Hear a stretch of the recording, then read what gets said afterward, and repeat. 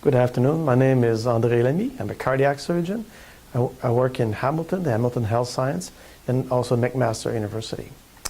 Today I will talk about the coronary trial.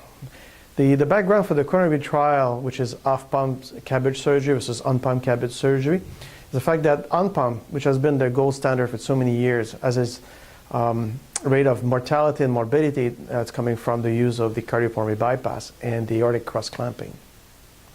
So the idea behind the off-pump, which also we call beating heart surgery, is that by avoiding the pump and the cross-clamp of the aorta, you will avoid, of course, these complications. So based on that, we did a large international trial. So we randomized 4,752 patients from 79 centers in 19 countries around the world. The primary outcome is a composite of death, MI, stroke, and renal failure requiring dialysis at 30 days.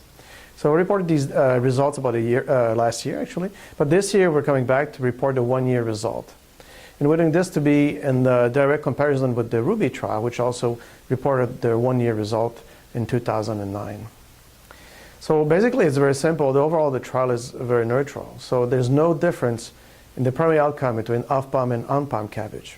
But also in each individual component of the primary outcome, which is death, MI, stroke, and renal failure requiring dialysis, we found no difference between the two techniques.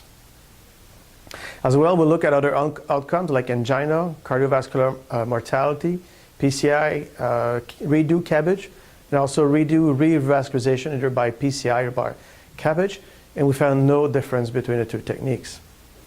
We'll also look at 1 year for the neurocognitive function and the quality of life. So the quality of life improved after surgery. Not much, of course, at discharge, but as early as 30 days and furthermore at 1 year. But we found no difference between the two techniques. Also, for neurocognitive function, we used the MoCA, which is the Montreal Cognitive Assessment, the DSST test, and the trail-making test, and we found no difference between the two techniques. So, in large, overall, the trial at 1 year is very neutral. We found no difference between the two techniques.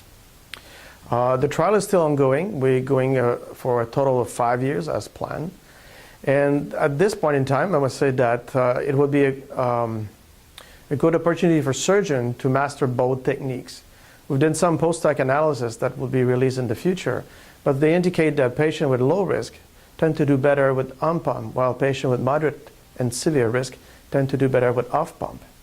Now, these are post-hoc analysis, and they don't reach the p-value, but the trend over the first year of coronary is quite clear, and I think that a wise surgeon anywhere around the world will benefit from doing both technique and offering both technique to his patients according to the patient that he has in front of him. Thank you.